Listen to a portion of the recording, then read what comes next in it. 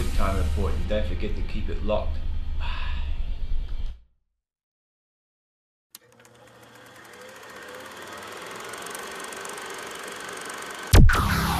Hi, I'm Mike Snitch, bringing you the news and reviews for QT News. October 28th, Pan-Canadian Day of Action. Troops out now.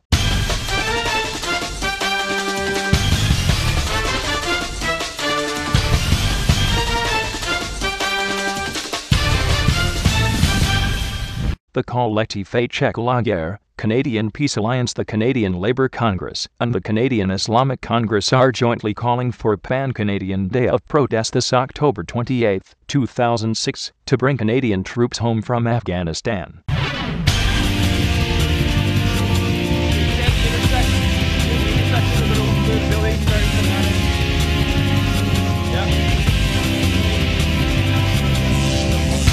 On that day, people all across the country will unite to tell Stephen Harper that we are opposed to his wholehearted support for Canadian and U.S. militarism. This October marks the 5th anniversary of the invasion and occupation of Afghanistan, and the people of that country are still suffering from the ravages of war.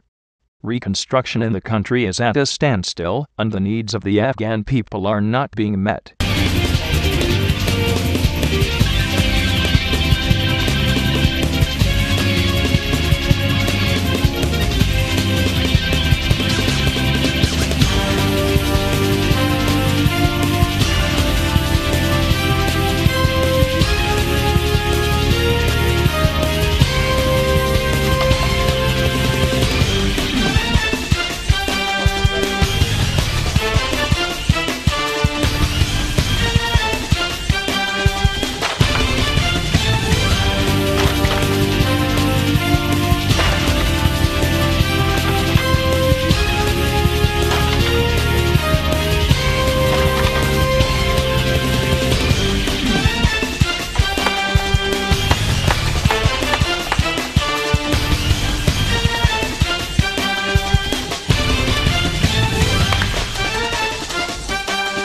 The rule of the new Afghan state, made up largely of drug-running warlords, will not realize the democratic aspirations of the people there.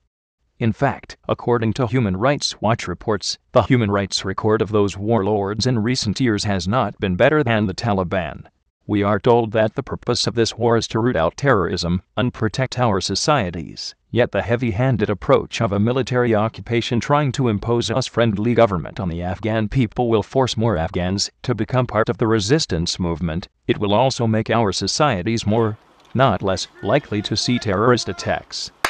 No discussion on military tactics in the House of Commons will change that reality. Indeed, violence is increasing with more attacks on both coalition troops and on Afghan civilians.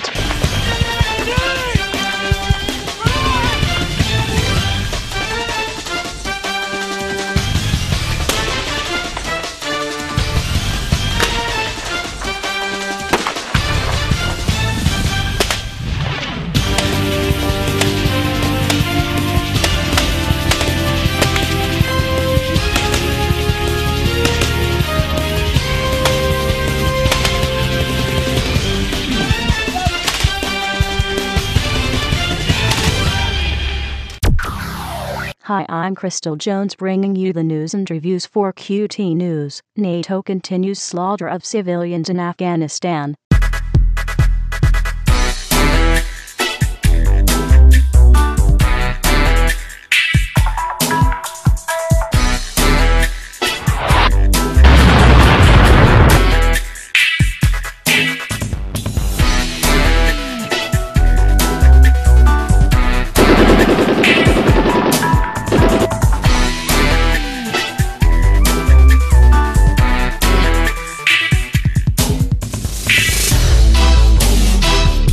Twice in a matter of a few hours on Wednesday the 18th of October, the NATO-commanded International Security Assistance Force, ISAF, occupying Afghanistan fired missiles into civilian dwellings, killing as many as 26 men, women, and children. The deaths underscore the fact that ISAF's counterinsurgency operations are being conducted with murderous disregard for the local population, which is overwhelmingly hostile to foreign military forces.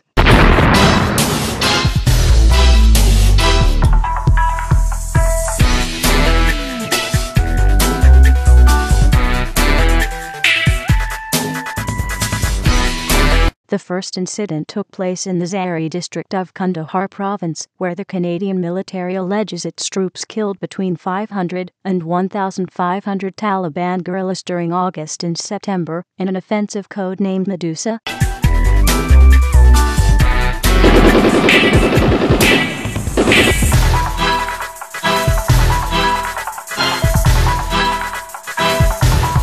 According to an Associated Press account, NATO helicopters fired missiles into 3 homes in the village of Ashogal at 2 a.m. Residents claim that 13 people, including 4 women, were killed and 15 others were injured. Kandahar Governor Asad Allah Khalid told the media there was no evidence that Taliban fighters were among the dead, or even in the village at the time.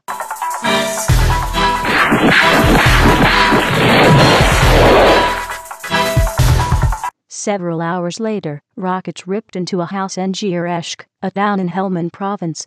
British troops make up the bulk of the NATO forces in Helmand, where they have been engaged in months of savage fighting with local resistance fighters.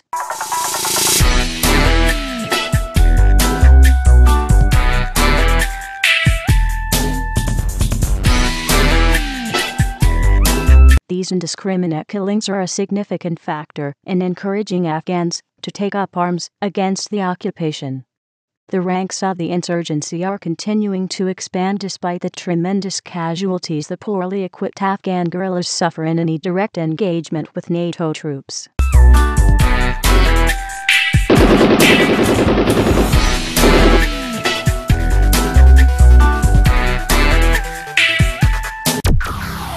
Hi, I'm Clara Didge, bringing you news and reviews for QT News. Canberra presses its agenda at Pacific Islands Forum.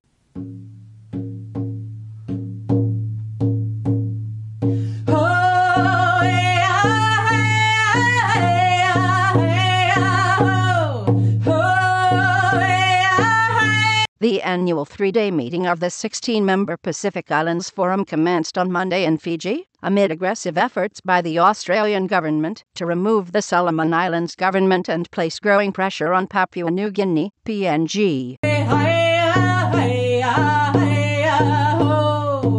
Canberra intends to bully the tiny Pacific states into accepting its plans for political and economic reform, which will augment its domination over the region. The Howard government, however, faces a growing crisis as opposition to its agenda mounts. The governments of the Solomon Islands, Vanuatu, Fiji, and PNG issued a joint statement condemning last Friday's raid on the office of Solomon's Prime Minister Manasseh Sogavare by Australian police. The Solomon Islands Prime Minister today claimed as a victory a decision by Pacific leaders to review the Australian-led Ramsey peace mission in his country. The Pacific Islands Forum yesterday undertook to review the regional assistance mission to the Solomon Island, Ramsey.